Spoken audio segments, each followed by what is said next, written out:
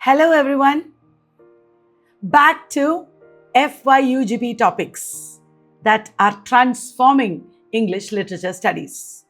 Now there is one topic that all of us are always talking about. It is like overworked and cliched already, but we can never stop talking about it. That is AI and literature. So let us try to look at it academically. What do you mean by AI and literature? Obviously, the practice of using AI to write literature, or how AI appears in stories of literature, or how you read with the help of AI. AI is transforming the way we understand things. It is transforming our cognition itself. AI is a theme, obviously, in novels and plays. So all this comes under the purview of AI and literature.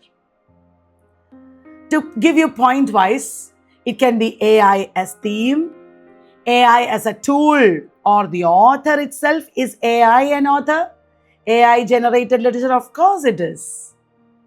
And AI as reader or critic.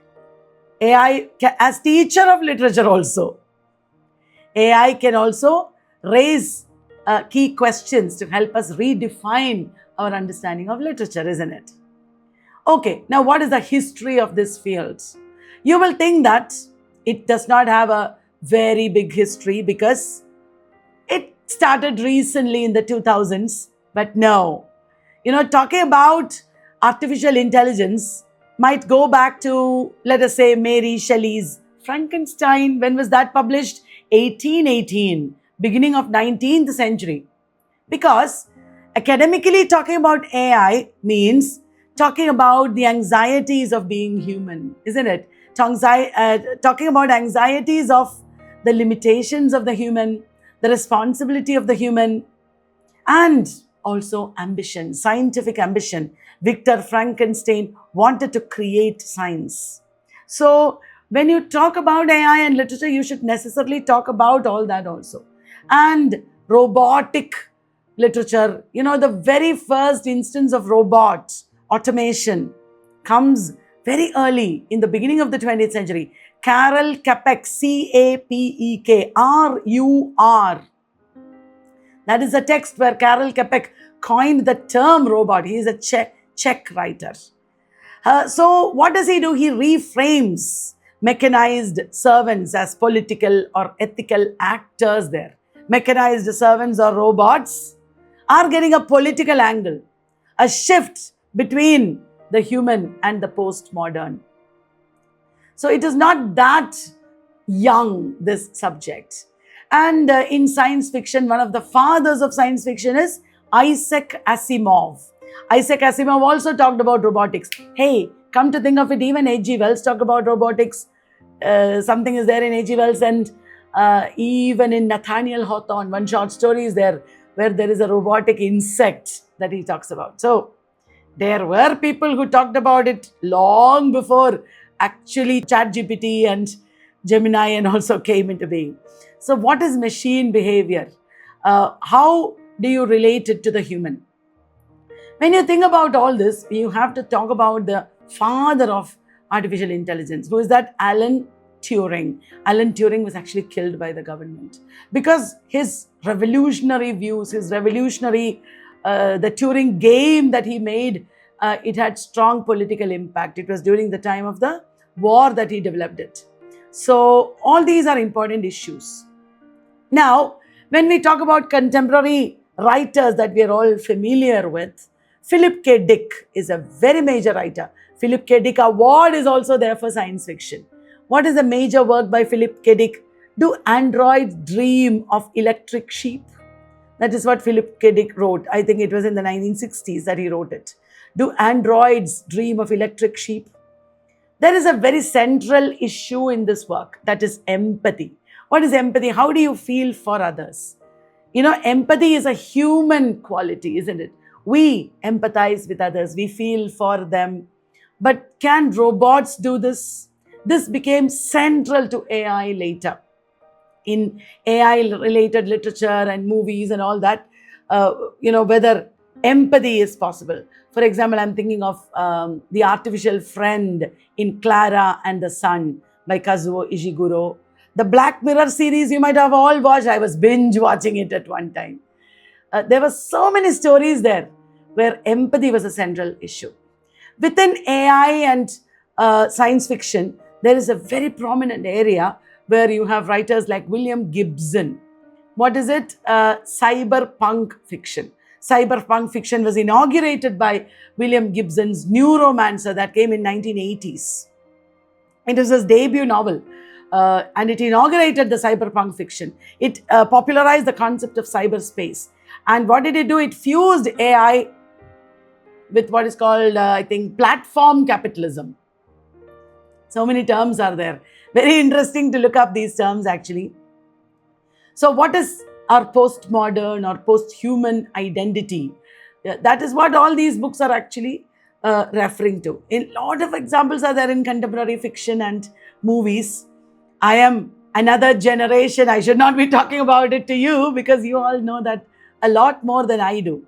Recently in our NET batch, we have batches at Vellath for NET, for GATE, for CUET PG, so many exams, PSC, lectureship exams. Everywhere I have to talk about all this because these are all contemporary areas that are very important. I was going to talk about how the other day I was teaching Ian McEwan. Ian McEwan has written a novel, Machines Like Me. Machines Like Me and Clara and the Sun by Kazuo Ishiguro. These are all showing very intimate relationships of human beings with humanoids or AI assistants, artificial friend. That is what is there in Clara and the Sun. So these are happening in near future, of course, not in the present or past. Near future settings and testing the responsibility of human beings, the care of human beings in the guise of AI. Okay, so in other words, when you talk about AI, we are actually talking about ourselves. How far are we caring? How far are we, empathizing with others? So all that is the use of AI in literature, AI as theme. Now, you and I, each and every one of us, is writing using AI. There is the very big question. If we use ChatGPT or any other form of AI, will we stop writing at all? Will we, really lose our capacity to create and write? Personally speaking, I don't believe that because I am by myself a good writer and I am able to use AI in a very clever way where AI is not dominating over me. AI is my assistant. I know that when we use AI to write, if we know already how to write and what to write, then only we can use AI in a very efficient manner. Otherwise, it will look like you don't know and you have got it from somewhere else. Okay, even when printing started, these questions were there. If printing comes, will we stop using our memory? Because before that, people were orally transmitting books, right? So I am excited about the possibility of using AI in creative ways, in responsible ways to write, because it will enhance our capabilities and capacity to write multifold, like printing also did. Human beings, human societies are developing, they are growing, they are moving on to another phase. So there are AI written novels and screenplays.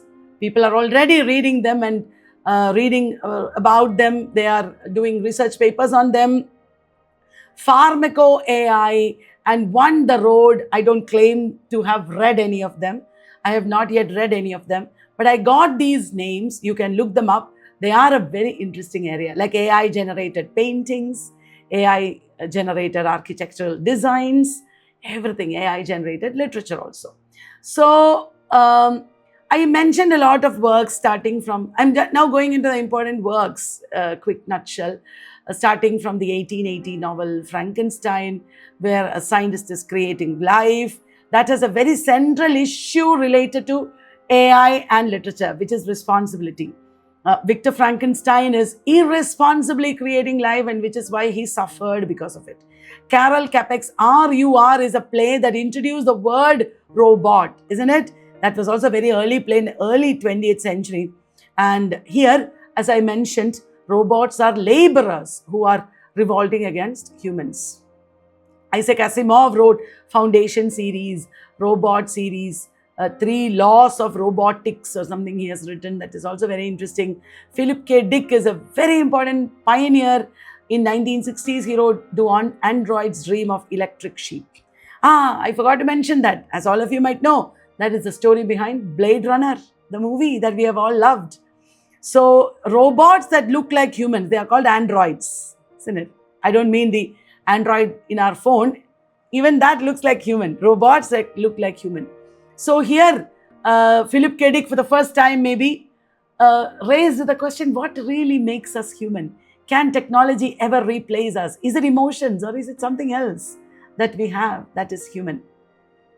Then Cyberspace Neuromancer. Then I talked about Machines Like Me. I'm just giving you a list of works that you should look up. Kazuo Ishiguro's Clara and the Sun.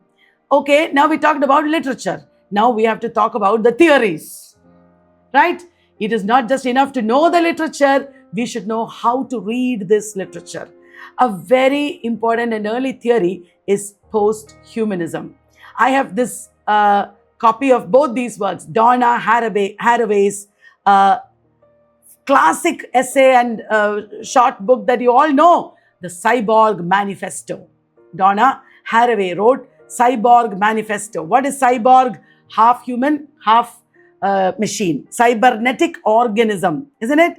So how cyborg or the concept of cyborg is helping us to break the boundaries of the human and machine boundary, or nature versus culture boundary is getting transgressed.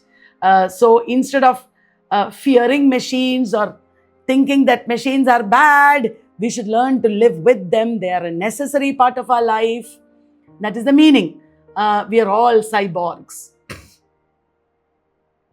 Then there is Catherine Hales, who wrote How We Became Post-Human. That is a later work, nearer 21st century. How We Became Post-Human by Catherine Hales.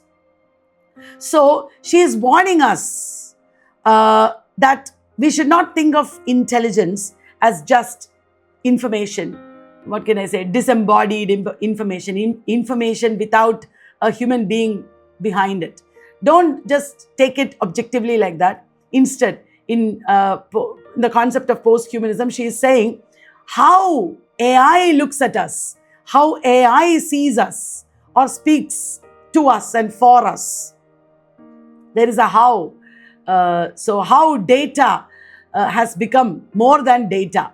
It is not just information or data anymore. There is a how and a why also involved in it.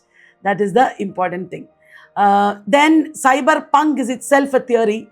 Cyberpunk theory has to relate to how corporations use technology to oppress us, how we are all under surveillance. We all carry mobile phones and we are being constantly, monitored by our mobile phones. The other day, I was just talking about a certain brand with my friend. I was just mentioning it. I had never used that brand. I had just heard about it. And I opened my phone and I saw an advertisement of that brand. Oh my God. I was being watched. The big brother is watching me. I felt like that. So there is a global network there in a humane, benign way, but it can also be malign. It can also turn against us. So the AI is not just a machine that we are using. It is also dominating over us, controlling us. It is linked to money and power. You can't deny that. It is fascinating, all the possibilities of AI in literature. I tried reading Clara and the Sun, and it was amazing how the AI is looking at the human being. So that's what I said. There's a how the AI looks at us. When we talk about AI and literature, there is something I cannot avoid mentioning. That is digital humanities. Digital humanities is, in one way, how to digitize information related to social sciences and literature. Digital humanities gives us a lot of data tools to read novels and track the development or processes of something. So that is there. But digital humanities is also transforming our reading, our understanding, our processing of information. It is a whole world in itself. Digital humanities is an area where a lot of projects are happening in India, in IITs and such central universities and all that. So that is also a very important area that we can talk about in research and in our classrooms. Now, when we talk about AI, I initially mentioned empathy. Empathy as something that is very human. Human beings have empathy, and there is a theory where empathy and emotion are very important. That is the theory of affect, emotions. How we have to use emotions to understand something. In relation to that, there is also ethics, of course. Ethics is also a very important area related to English literature and humanities that is generally ignored in our classrooms. So when you are looking for a research area or a topic to write a paper on, think of ethics also. What is the ethics behind the use of technology? That is something that can really inform you and enlighten you. As I was reading up for this little lecture that I'm doing, I came across a fascinating concept. I had never thought about that. Networked personhood. Isn't it amazing? We are not just people. We are not just individuals. We are a networked personhood. For example, I want to conduct an event. I want to organize an event. I want to start a course. I want to publish a book. I want to get married or anything at all. I'm not just one person doing it. It is all. Anything that I mentioned now or you can think of is actually a result of networking. We are networked people. We are the result of existing within networks and systems and what can I say, data flows. Even this lecture that I'm giving you is an example. You have to listen to a lot of people. I have listened to a lot of people. You are listening to a lot of people. Eventually, you will become professors or writers or professionals who will deal with a lot of people. Isn't it? This whole world is a network. It was always a network, but with the coming of AI, it has completely changed. Our idea of subjectivity or personhood, our idea of authorship, our idea of originality, our idea of reading, collaboration, everything is changing because of AI. It is absolutely fabulous how the AI has given us limitless possibilities in our research and in our everyday life, in our careers, isn't it? So wonderful. I hope you have got a lot of information. I hope you will look up texts like Donna Haraway's Cyborg Manifesto. It is very useful because it is talking about the redefinition of what it means to be human. It is actually a radical theory. There are also lots of ideas related to feminism and politics and technology studies that you can apply in Donna Haraway's text. Then I talked about how we became post-human. Like usual, I'm giving you a bibliography. How we became post-human is a combination of literary theory and cybernetic studies. And for any work related to AI and literature, this is a basic text. Alan Turing has written essays. Alan Turing, the father of artificial intelligence, computing machinery and intelligence and everything that he wrote about will be very useful for you.